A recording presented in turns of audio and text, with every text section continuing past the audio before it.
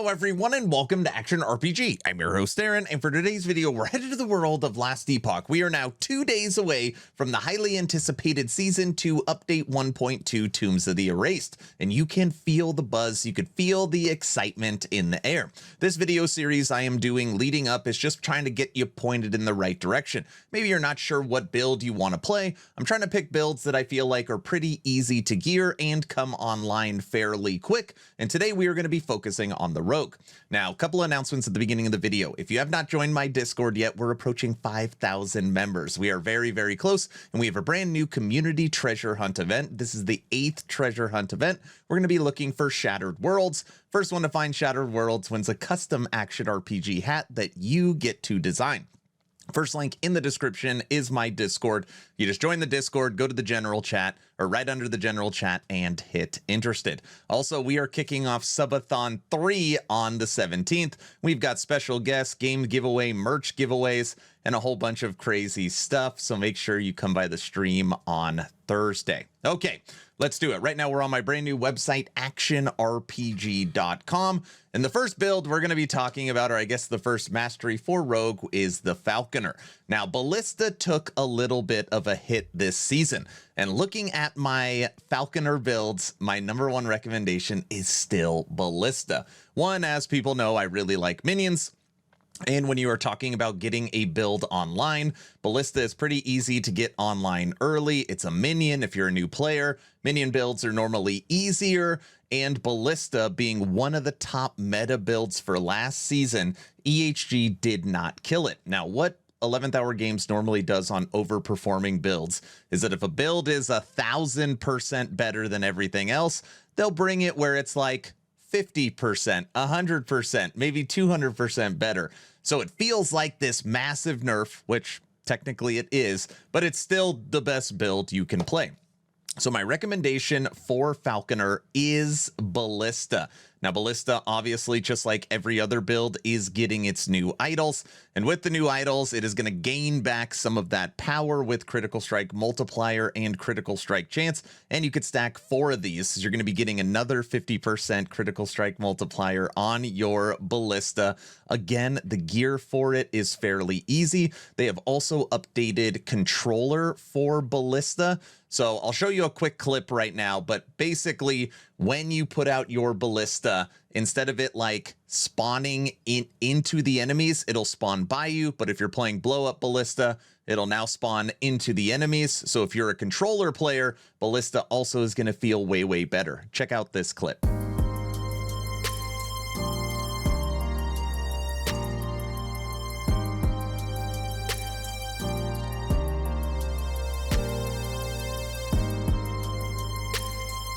Moving over to Last Epoch tools, and I probably should have mentioned that the actionrpg.com link and the Last Epoch tools are in the description if you want to go check them out for yourself. Now, looking at the gear for Ballista, I just wanted to point this out really quick. There is 1, 2, 3, 4, 5, 6, 7 recommendations that I think are good for best in slot when it comes to uniques. Now, what's great is a lot of these uniques are very low level. So for example, the rings come online at 14. You can use Death Rattle at 36. You can use Stand Bow at 36. So again, the items you get early, it is very easy to play, and none of these items are mandatory. So if you're playing Ballista and you're looking for something to get online early, you could literally just use crafted rare gear and the build still performs. And then obviously you can build to this point. So when it comes to Falconer, if you are looking for something easy, fun, and powerful to play that comes online early, my recommendation is Ballista. Here is some gameplay. What you're looking at right now is 700 plus corruption on this Falconer. And the skills that we are using are Ballista as your main damage dealer. You'll be able to drop 5 of these. And by triggering Potion, you're going to get 100% multiplier to your Ballista. So as you're playing, you actually want to be spamming potions as well. And as you can see, when we show some single targets, you're going to have potions everywhere on the map. We are also using Falconry for added damage from our Falcon. We are using Aerial Assault as our movement skill, and this automatically triggers Umbral Blades. And Umbral Blades is going to do a lot of things for you. It's going to shred armor. It's going to give you physical shred. It's going to give you some survivability. I'll break this down during the skill portion. And we are using Smoke Bomb for added survivability. So it's pretty simple. You jump around the map, you drop ballistas, and you spam potions.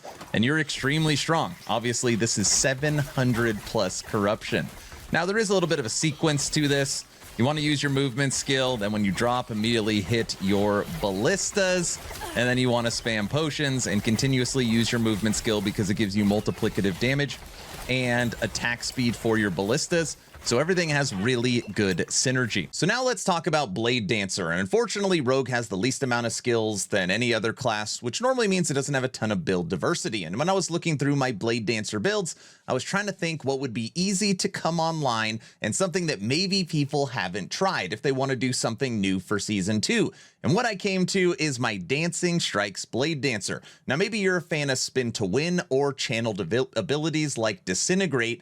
Dancing Strikes is a channeled ability where basically you kind of jump around and do backflips and hit, and it's actually a very fun playstyle in Rogue that I feel like a lot of people have not tried.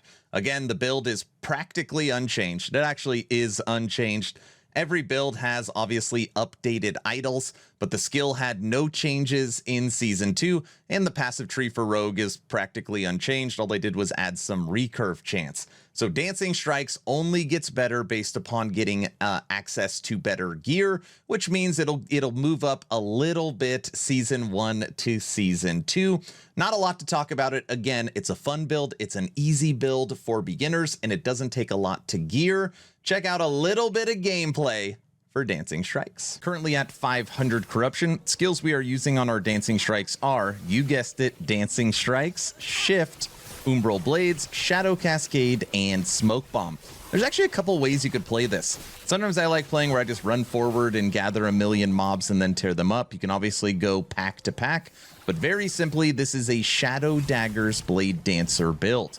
Our Shift applies Shadow Daggers, our Umbral Blades applies Shadow Daggers, Shadow Cascade applies Shadow Daggers, Smoke Bomb applies Shadow Daggers, and Dancing Strikes. So all 5 of your skills will use Shadow Daggers. Now, if you don't know how Shadow Daggers works, very simple. Once you apply 4 Shadow Daggers to an enemy, they plunge into the target doing extreme damage, but more importantly, they are a guaranteed critical strike, which is absolutely awesome. So you never have to worry about actually stacking any critical strike chance, just as much critical strike multiplier as you can get.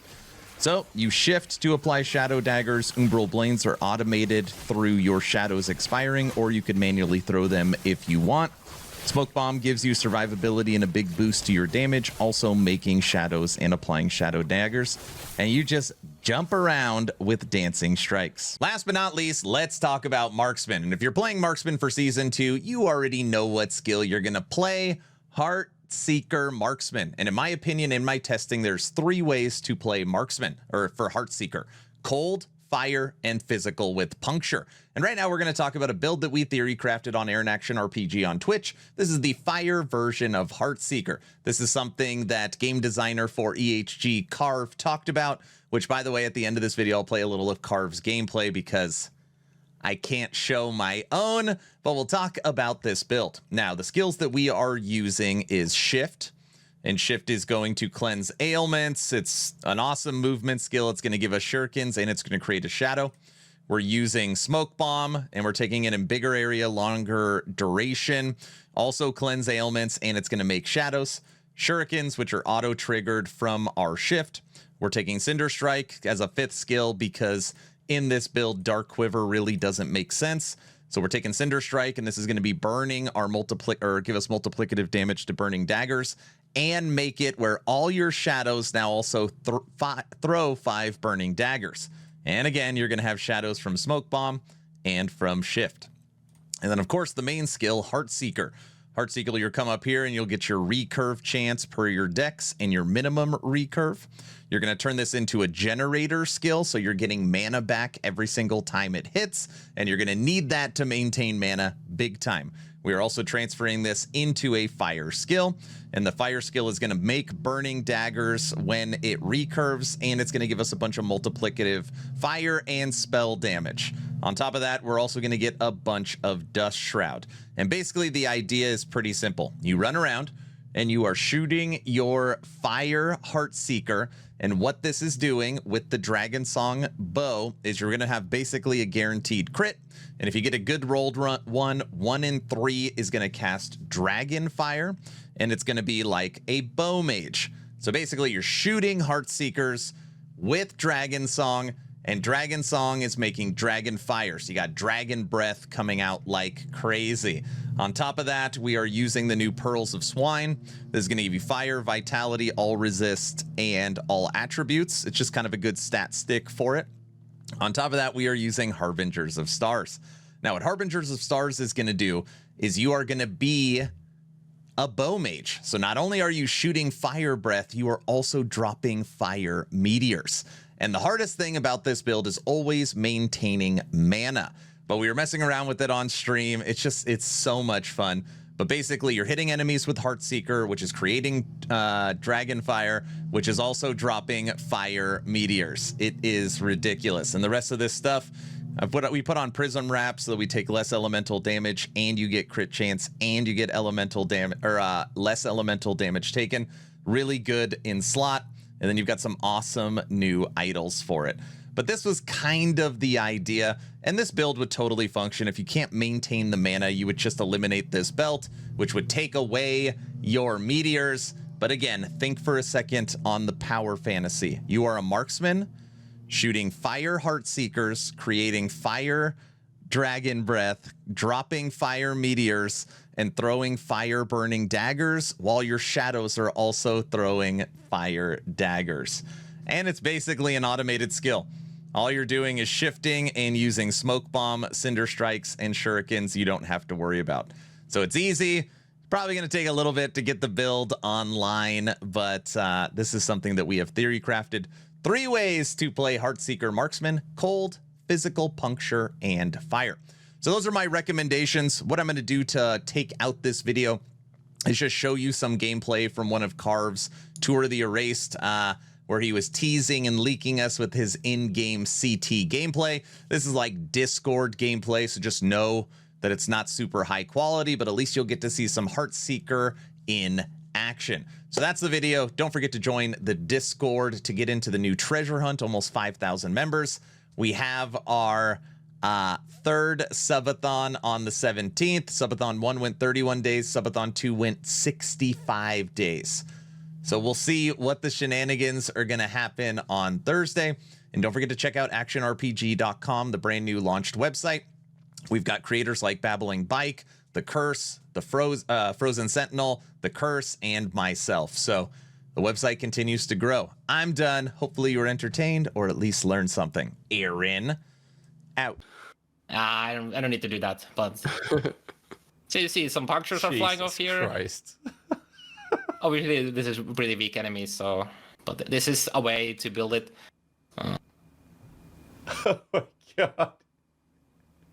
And then I guess another cool thing, there's a unique weaver that I don't currently have here that converts puncture to cold currently in the game.